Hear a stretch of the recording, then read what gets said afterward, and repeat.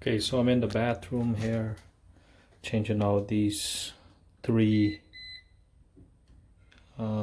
switches and this one outlet. So same thing, I'm just gonna, the breaker is off. I have my tester on me also.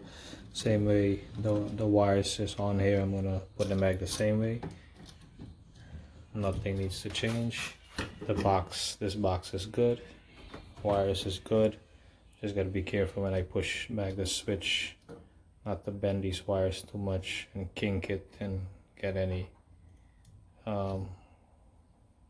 bruises on the wire, so you can short out the breaker, trip the breaker. So I'm gonna show you when I finish how it looks like.